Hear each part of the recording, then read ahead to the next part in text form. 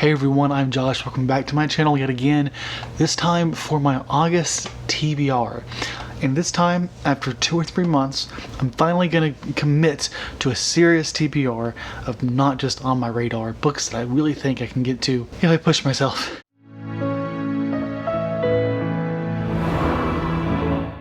So this month, I will admit, the list is a little ambitious, especially based off my reading patterns even before I went home. But I'm trying a new approach where what I do, instead of just like getting a shit ton of books I think I can read, I get several books that are a reasonable amount of books that I want to read, and then in between those I'll throw in a bunch of things that I think will be really easy reads. So basically things to get me through slumps, things that I can just go to when I'm in the mood for it, and hopefully it'll motivate me not just like to read generally, but it'll motivate me to, I guess, to read more than I would have. Because I think what I've been doing is I've been picking up books that I want to read, and I haven't been putting a lot of attention on, just easy fun reads now and then, and because of that I've just been reading less because of it. Not just because I've been busy, but because I haven't wanted to. And I think it's important I recognize my pattern is better attuned to giving myself a break now and again.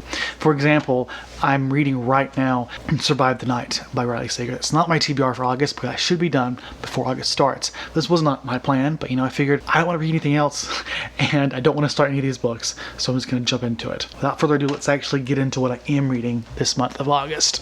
First one, Charles Dickens' Great Expectations, and the reason I am reading this is because this book is one of the oldest on my TBR, over a decade at least. It's a big collection from Barnes & Noble. I've just been a little anxious about reading it because it's so thick, but also because it's Charles Dickens and I'm not sure how I would like it.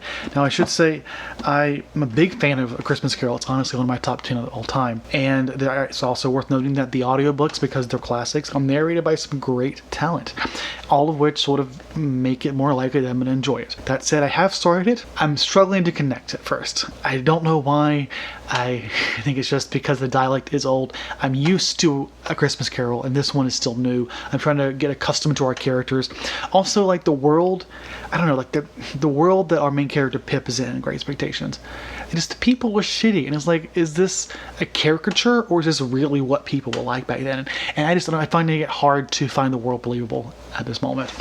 And we'll see how it grows on me. The next one is one that is going to be the Foundation Trilogy by Isaac Asimov. Now I should note, this is 700 pages right here, but I'm really only committing the first book, but I think, don't hold me to this, but I think it's going to be something I'll actually get into pretty easily. I'm a little anxious, as usual, when it comes to classics because it's always possible that it's just too different for me.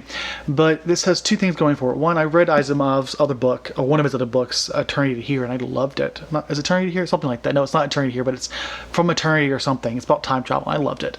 And I think this will be good. This is like a space opera, and the reason I'm actually reading it is because it's being adapted to television. And that's not the second reason why I think it has something going for it, which that is one reason why I'm more likely to probably get into it, get invested. But this third reason, I guess now, would be that it's narrated by Scott Brick, one of my favorite audiobook narrators of all time. All three of these are, which is why I think it might be actually easier than I think to just get into this and get lost in it. And first one I'm going to commit to is the first one, and if I find myself sort of with free time or not in the mood for other books, I might go ahead and pick this one up. And like I said, it's being adapted and I wanted to read it before the new show comes out in September. The reason I want to read all three, though, isn't just because I want to for the sake of it, but because the show, from my understanding, the book doesn't necessarily follow a linear timeline, and I don't know whether or not the show is going to be sticking to the first book, jumping around these three books, or even the rest of the series. Although, it should be clear, I don't intend to read beyond this unless I really get invested in it. Nevertheless, I want to read it before I try watching the show. Next is one that I'm reading for a buddy read with Bree from Lock Petition. I don't know if we plan on doing anything specific with this, like a live show or something to discuss it. I'm totally open to that if you see this and you want to. But for now, we're just meant to be reading it together. And this is The Killing Moon by N.K. Jemisin. I think this was one of her first books, so for one of her first series. And I'm now in the middle of two of her other ones. I'm on book 3 of both the Broken Earth Trilogy and the Inheritance Cycle, both of which I really liked. That said, I think I'm more inclined to like the Inheritance Cycle or Trilogy, whatever it's called, and which I think is good for this. It bodes well for this because this is like that in the sense that it's based in sort of a mythological world. We have gods, and I'm all for it. I really like that kind of thing. My one hesitation here is that I hate the idea of starting this when I haven't finished her other works, haven't finished her other series, but I wanted to do something I could read with Brie, and this felt like a good place to go, especially since I do want to read it at some point. Next, I want to cover a couple books that been on my TBRs earlier this year that I just have failed to get to. And this first one, I feel like is one, if it hasn't been strictly on my TBR, it's one that I have considered putting on my TBR since before this year, and that is The Night Tiger by Hirangazi Cho. And the reason for this is just because I haven't known what to expect with it, and after seeing Books on Lala read it, I actually honestly have a higher expectations, I guess. I guess I'm more comfortable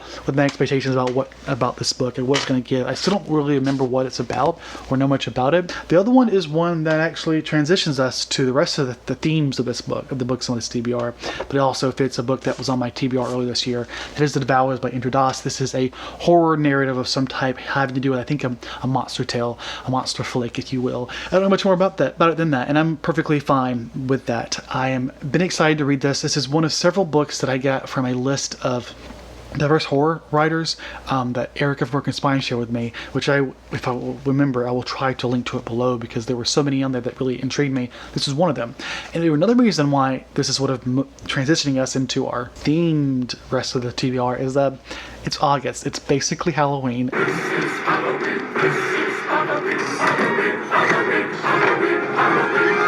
And I have to start working my way up towards more and more horror and thrillers. Hence me dedicating it like a sliver of this TBR to more than one horror. And with that said, let's move on to the next one, which is going to be Daffy du Maurier, Jamaica Inn. I chose this one. Why? Because it seems like this is one of her top books. I really loved Rebecca, to be clear, if you don't know that. I loved it, and I'm excited to read the rest of her work. I plan on reading all of them. I have, I think, almost every book that she's written now on my TBR shelves. This one, I think I chose over My Cousin Rachel just because I figured I'd rather save My Cousin Rachel for September. I didn't really have a solid reason why. I just had a feeling of wanting to do that for whatever reason. Maybe because I felt like it was more popular, so I'm more likely to enjoy it, and I want my September and October to be really good. That's a ridiculous reasoning, but I don't know much about this. I know it's gothic, thriller, and that Daffy du Maurier is a fucking good writer when it comes to that. I've only read Rebecca, like I said, but I've heard of people who have read more than that suggest that she's in fact pretty consistent in her writing, which I think really bodes very well. Also, we match. This purple. That's right. The last two here. Other than that, I say this was actually another one that I forgot to mention, which I'll get to last, I suppose. The Talkman by C.J. Tudor. And this is one of those examples of books that I am putting on here because I think it'll be an easy, fun, and quick read. This is something that I feel comfortable putting on my TBR despite having so many books to read because of the fact that I think it'll just be something that I'll pick up when I'm feeling down. I feel like I need something I want to read something, but I'm not wanting to read anything that I'm reading currently. I know that sounds weird, but nevertheless, I want to read it. It's a thriller, C.J. Tudor. I haven't picked up a thriller off of my thriller shelf for so long, and I'm really trying to remedy that. Yeah. And I'm hoping that this mindset that thrillers are just, just fun. They can just be fun, and that's a good reason to pick it up, even if I don't expect it to be the most satisfying books.